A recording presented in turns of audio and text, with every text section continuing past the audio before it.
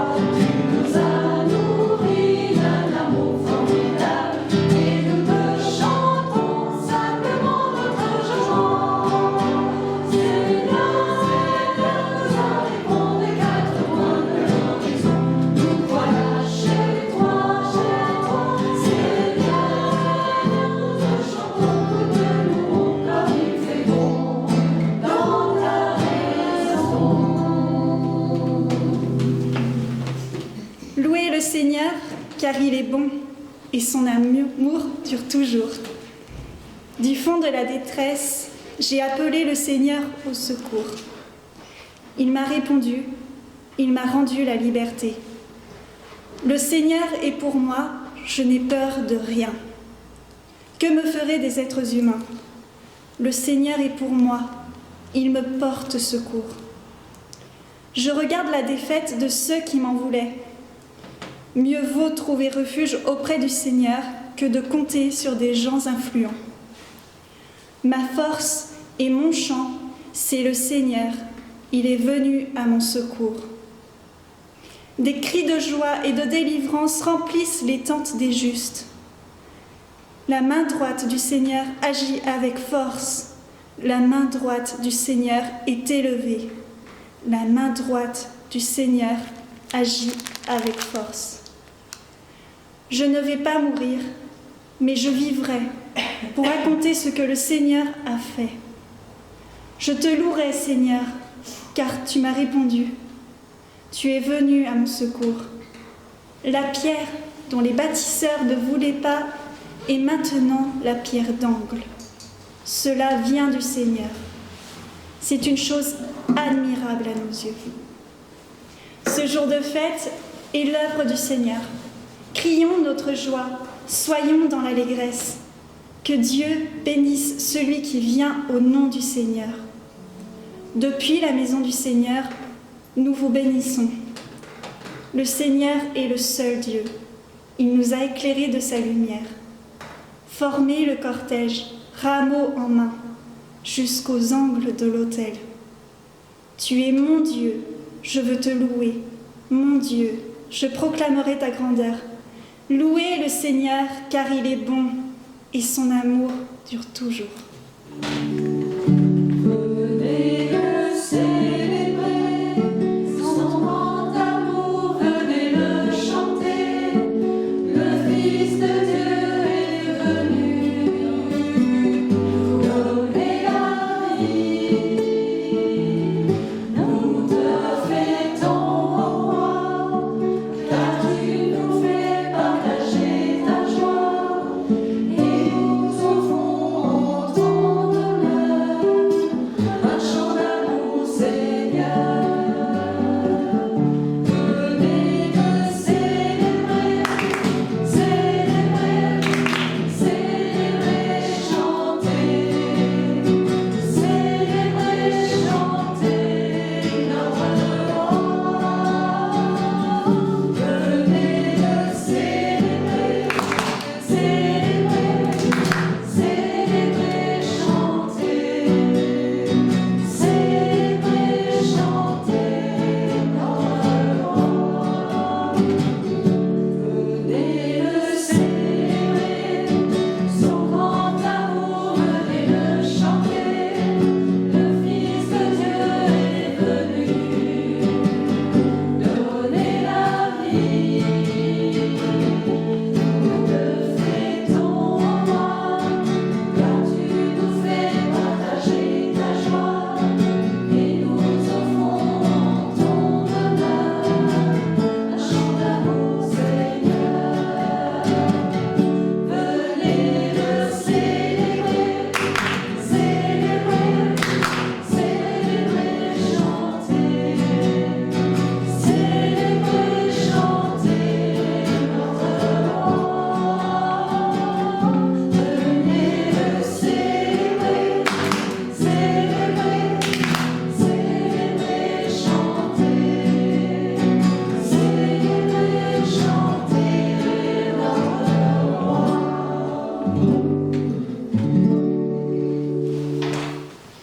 Nous prions. Seigneur notre Dieu, comme nous peinons à croire et à mettre en pratique tes enseignements, dans le tohu-bohu du monde, nous ne voyons que peine, colère, injustice et folie des êtres humains.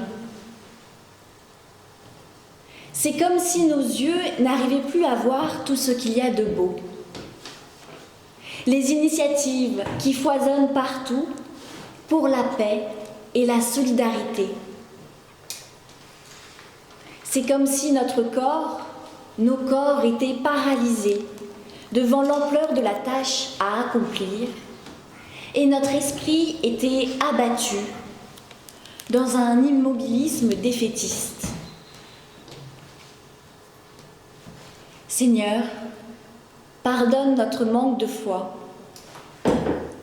Apprends-nous à voir le monde avec tes yeux, avec ton cœur. À placer notre confiance en toi seul et non dans nos propres forces. Seigneur, apprends-nous à croire. Amen.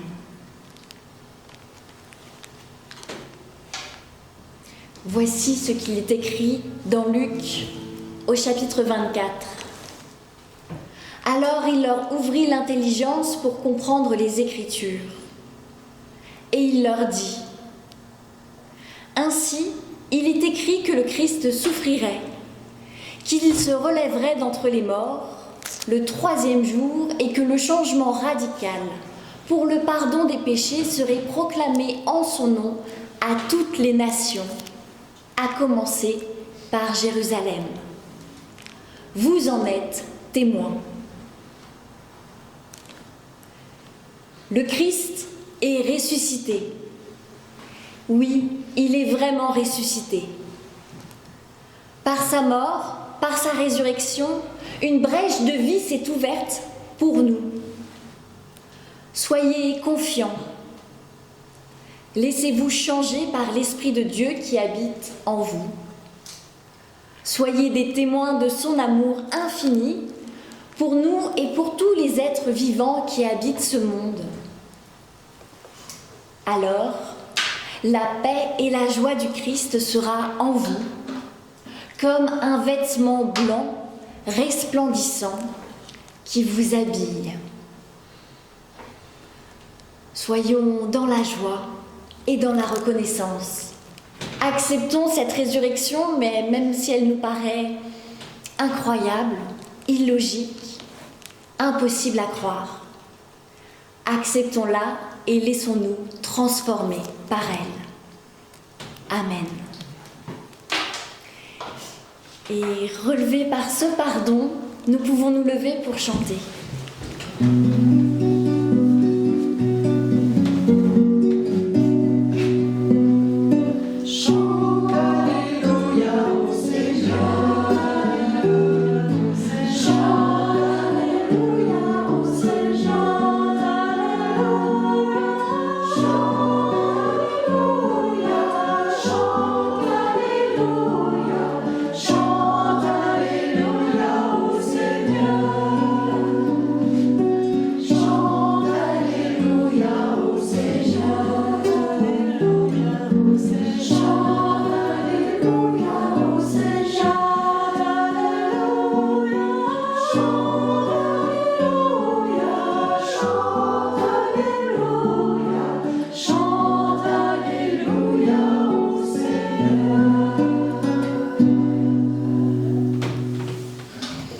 Avant la lecture du texte biblique, je vous invite à la prière.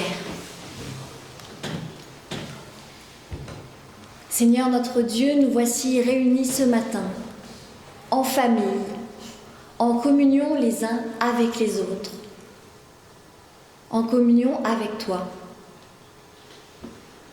Envoie sur nous ton Esprit Saint afin que ce texte que nous relisons inlassablement depuis 2000 ans, puisse encore nous apporter quelque chose. Fais que ta parole ouvre des brèches dans nos cœurs pour que ta lumière puisse y rentrer, puisse nous illuminer de l'intérieur. Seigneur, nous sommes devant toi. Viens. Amen. Nous lisons dans Luc au chapitre 24 les versets 1 à 12. Le premier jour de la semaine, elles vinrent au tombeau de grand matin en apportant les aromates qu'elles avaient préparés. Elles trouvèrent la pierre roulée devant le tombeau. Elles entrèrent, mais ne trouvèrent pas le corps de Jésus. Comme elles étaient perplexes à ce sujet, 2 hommes survinrent devant elles en habits éclatants. Toutes craintives, elles baissèrent le visage vers la terre. Mais ils leur dirent : « Pourquoi cherchez-vous le vivant parmi les morts ? Il n'est pas ici, il s'est réveillé. Souvenez-vous de la manière dont il lui a parlé lorsqu'il était encore en Galilée, et qu'il disait : il faut que le Fils de l'homme soit livré aux pécheurs, qu'il soit crucifié et qu'il se relève le 3e jour. Et elles se souvinrent de ces paroles. Elles s'en retournèrent du tombeau pour raconter cela aux 12 et à tous les autres. C'étaient Marie-Madeleine, Jeanne, Marie de Jacques et les autres avec elle. Elles le dirent aux apôtres. Mais ces paroles leur parurent une niaiserie et ils ne crurent pas les femmes. Pierre, cependant, se leva et courut au tombeau. En se baissant, il vit que les bandelettes étaient à terre. Puis il s'en alla chez lui, s'étonnant de ce qui était arrivé. Seigneur, ta parole est la vérité, conduis-nous sur ta vérité. Et nous chantons.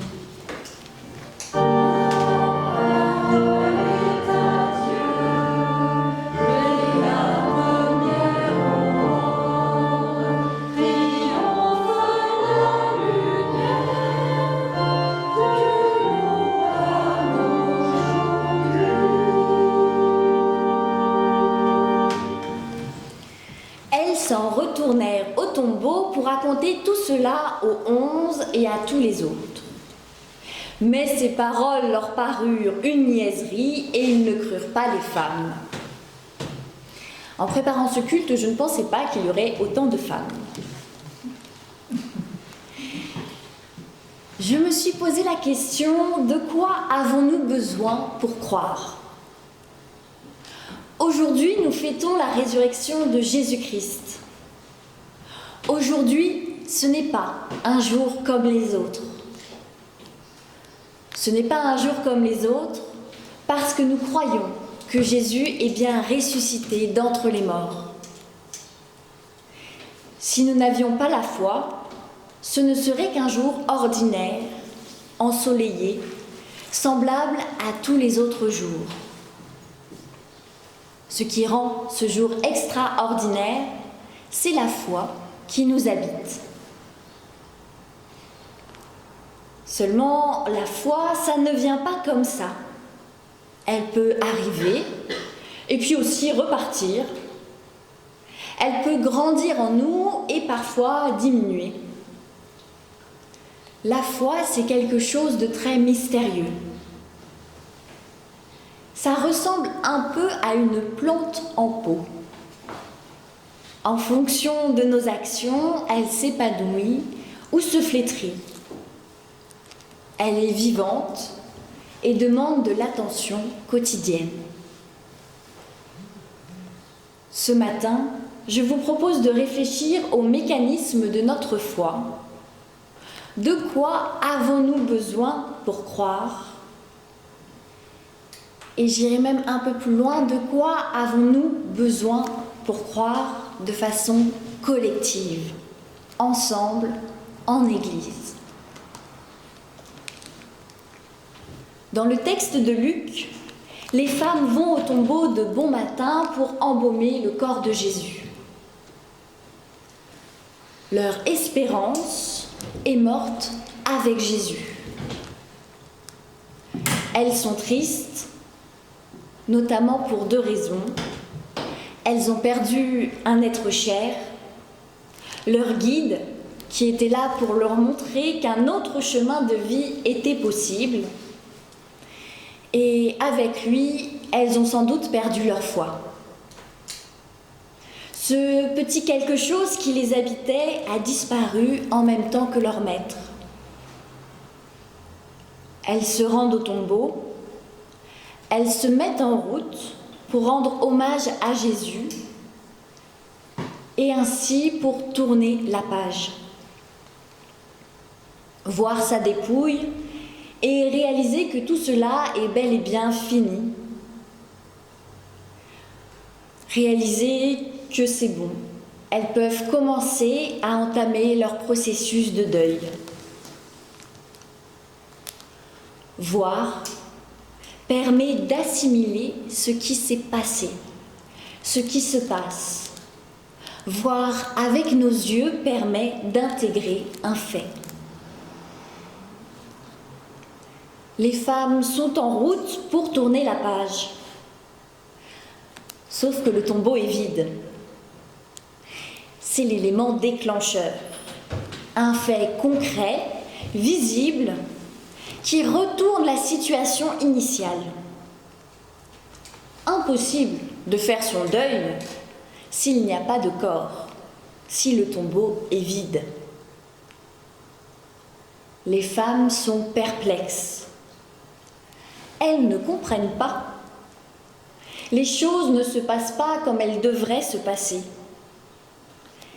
Et si les deux hommes en blanc n'étaient pas venus à ce moment-là, elles seraient restées perplexes, sans comprendre, sans savoir comment interpréter les choses. C'est mon premier point. Je crois que j'en ai trouvé 3. Dans notre vie de foi, nous avons besoin d'un fait marquant, visible et des autres. Un peu comme quand on se retrouve seul face à un texte biblique qu'on ne comprend pas. On est seul, avec ce foutu texte, et on a beau se creuser la tête, on ne comprend pas ce qu'il peut bien vouloir dire.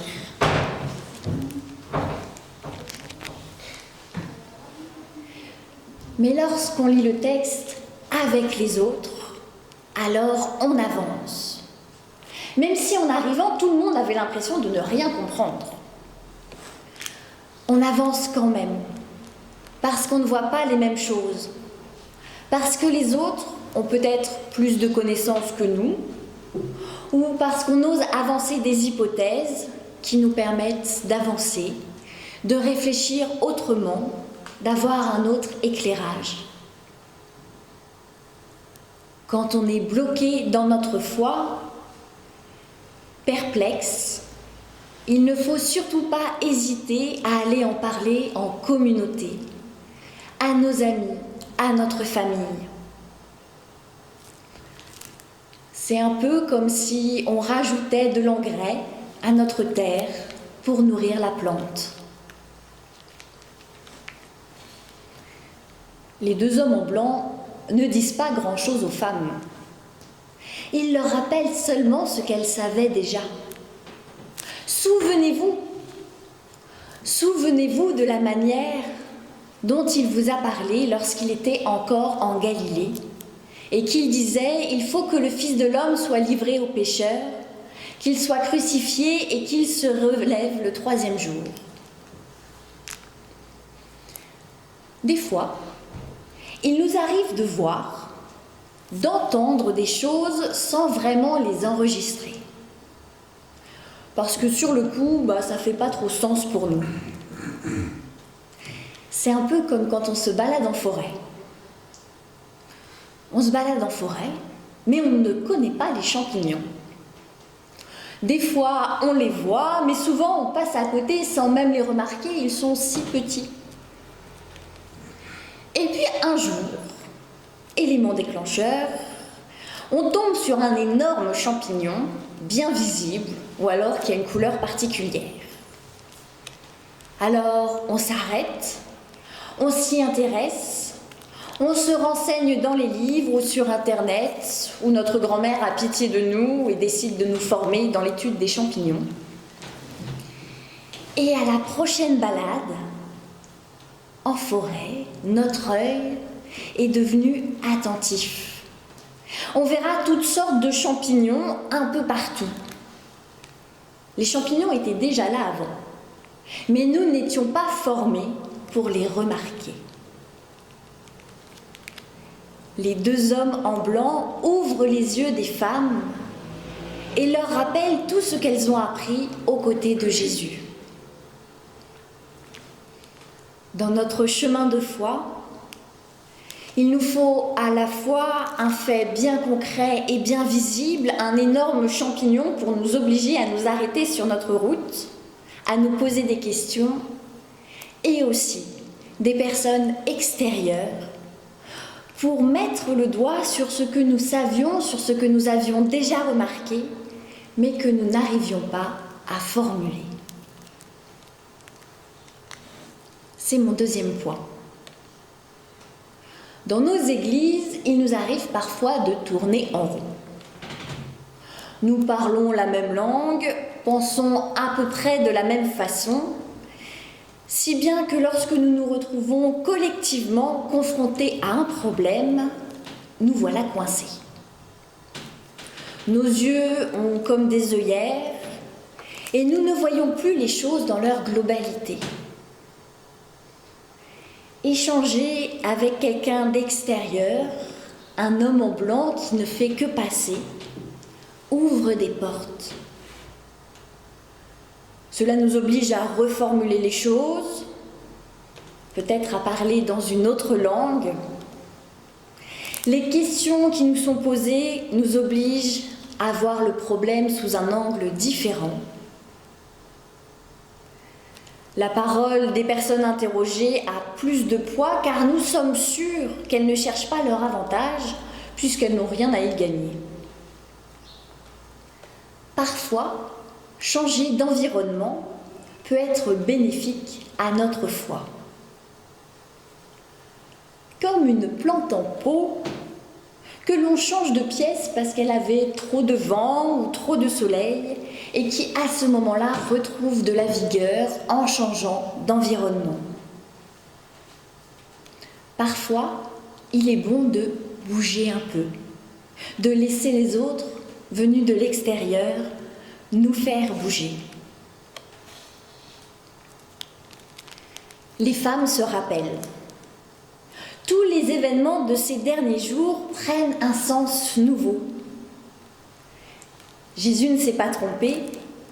Les femmes ont eu raison de placer en lui leur confiance.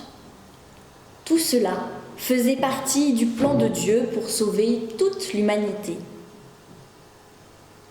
Cette bonne nouvelle ne peut être gardée secrète.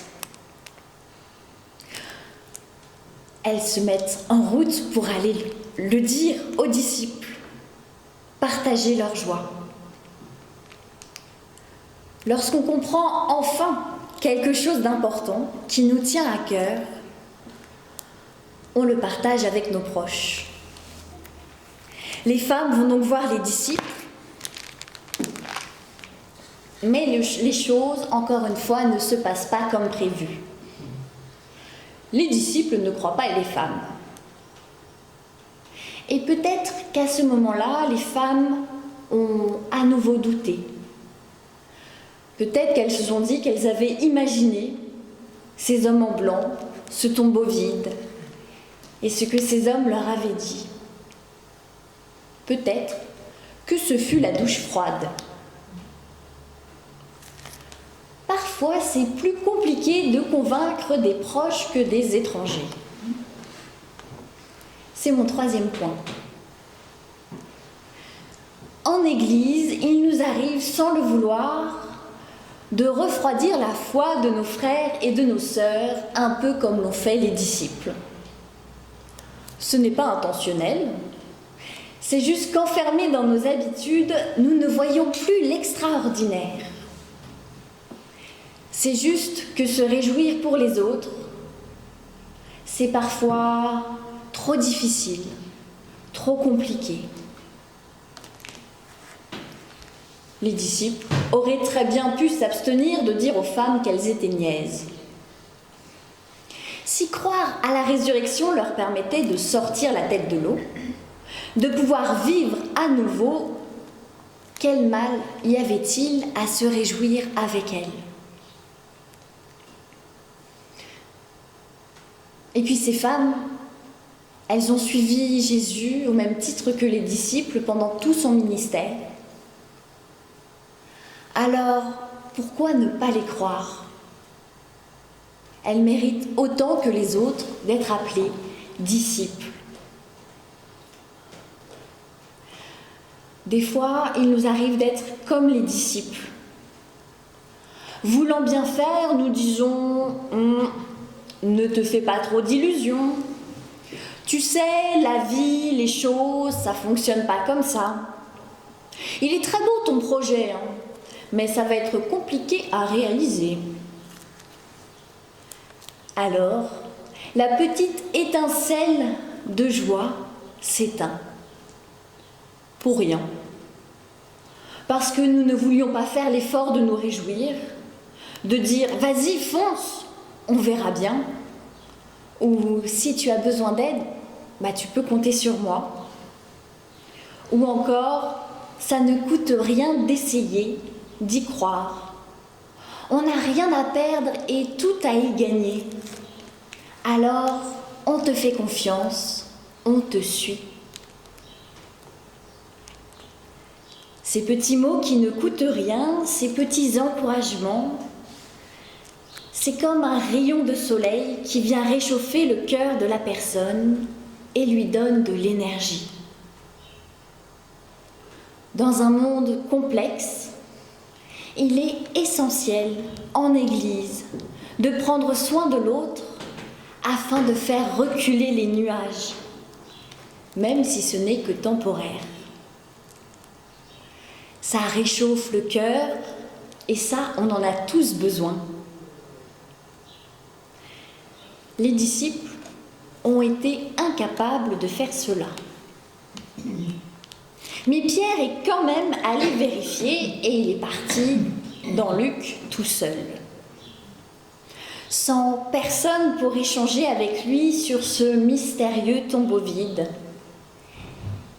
Pierre reste bloqué, sans clé de lecture, parce qu'il a oublié qu'on ne peut faire église tout seul, mais qu'on fait église ensemble, avec les autres, en communauté, pour échanger, pour se soutenir, pour dialoguer, pour se questionner.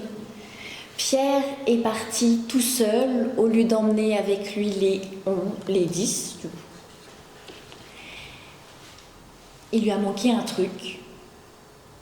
Il a oublié ses frères et il est resté là. Il est reparti chez lui, tout seul, bloqué.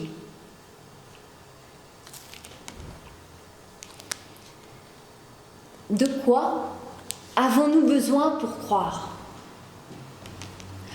Aujourd'hui, nous fêtons la résurrection de Jésus-Christ. Si vous êtes là ce matin, c'est que pour vous, ce jour n'est pas un jour comme les autres, quel que soit l'état de votre foi. Peut-être que votre foi est un peu flétrie, un peu usée par toutes ces années, par les difficultés du quotidien. Si c'est le cas, je vous propose de prendre le temps de vous demander pourquoi. De prendre le temps pour réfléchir à ce dont vous auriez besoin pour redonner de l'éclat à votre foi. Avez-vous besoin d'en discuter en Église avec des frères et des sœurs ? Ou plutôt de prendre du recul, de sortir de votre cocon pour voir les choses différemment sous un angle nouveau. Avez-vous besoin de soutien de la part de la communauté sans arriver à le dire ? Ou avez-vous besoin qu'on vous fiche un peu la paix, de vous désengager pour prendre un peu de distance et à nouveau respirer ? Si vous vous sentez la foi d'une belle plante couverte de fleurs, alors je vous pose la question, arrivez-vous à offrir ces fleurs autour de vous pour amener la joie là où vous passez ? Ou bien, sans vous en rendre compte, gardez-vous toutes ces fleurs pour vous ? Soutenez-vous, encouragez-vous ceux qui ont une foi plus branlante. Leur permettez-vous de s'appuyer sur vous.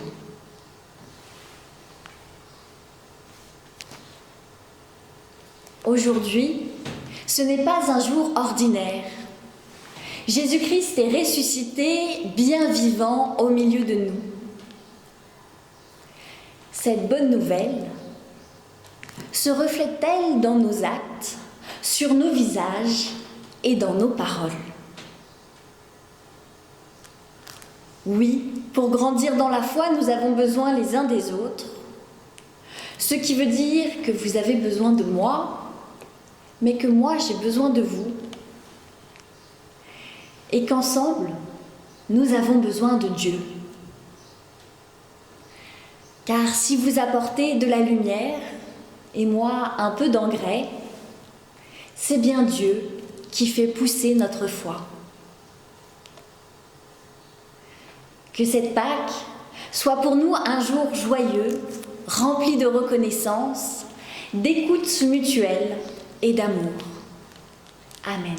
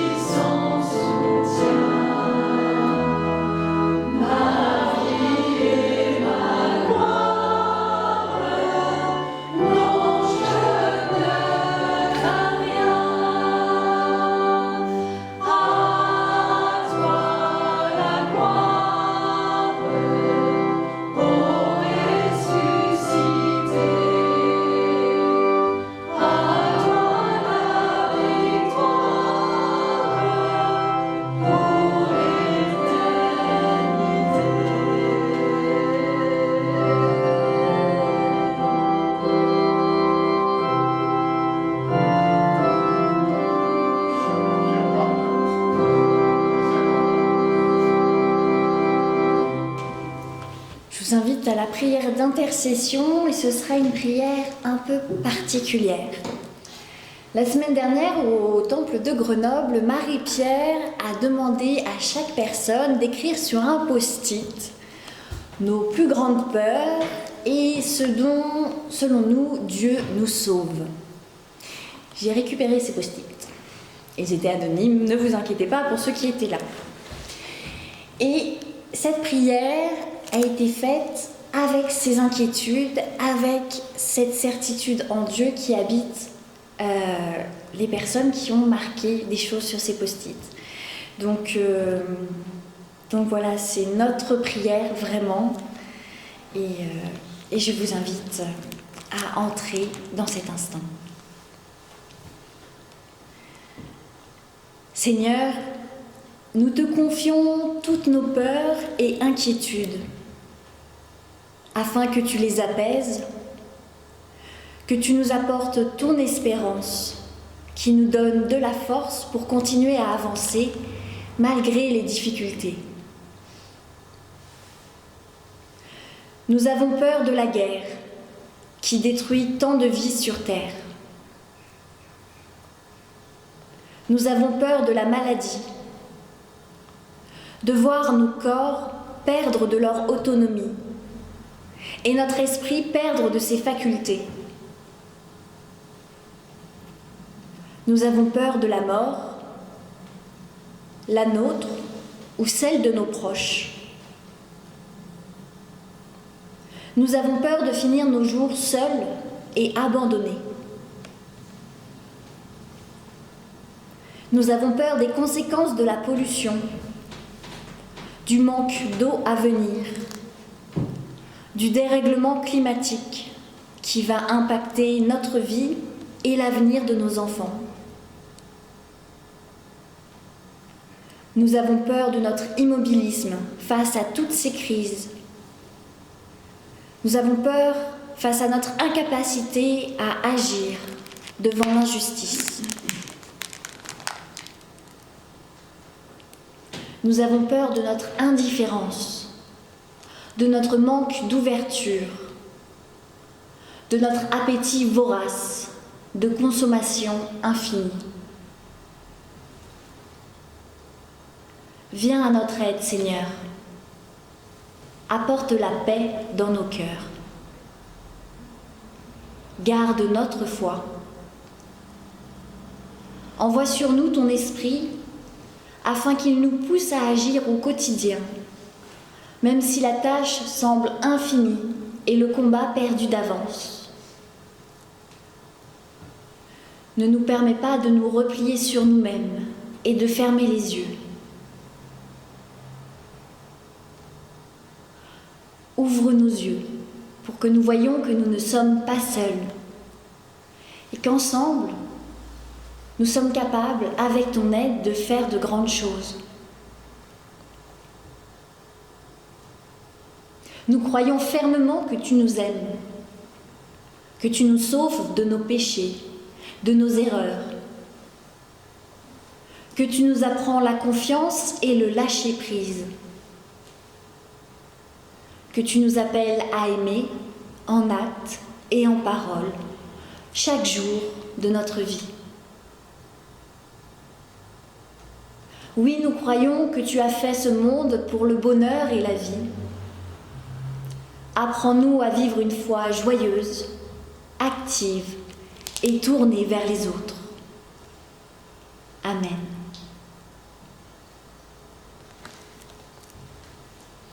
Je vous invite à vous lever pour l'envoi et la bénédiction.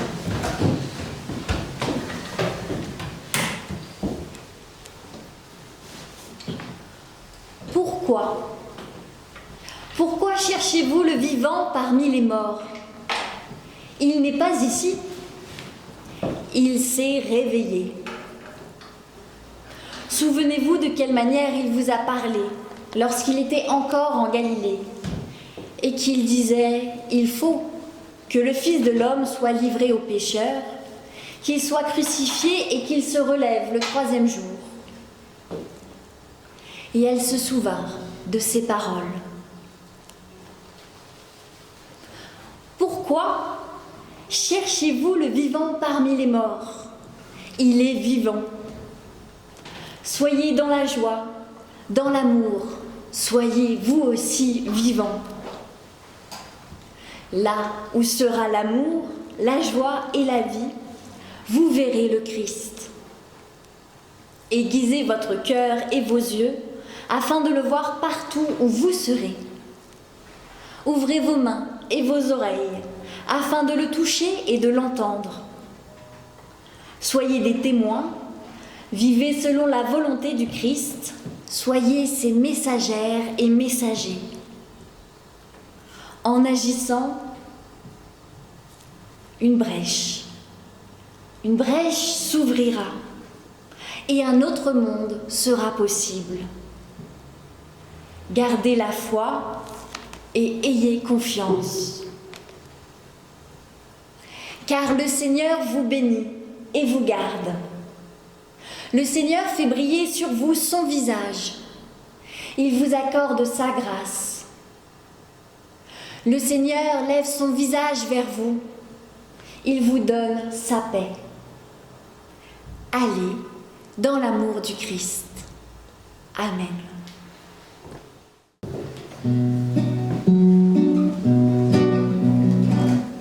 Evenu shalom aleichem, Evenu shalom aleichem, Evenu shalom aleichem, Evenu shalom, shalom, shalom aleichem. Nous annonçons la paix, nous annonçons la paix, nous vous annonçons la paix.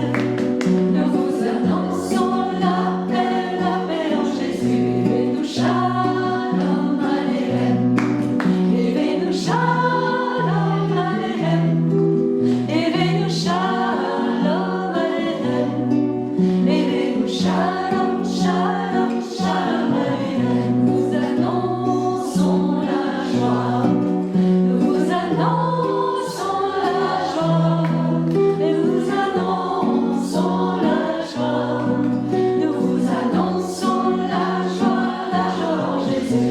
Evenu shalom aleichem, Evenu shalom aleichem, Evenu shalom aleichem, Evenu shalom, shalom, shalom aleichem.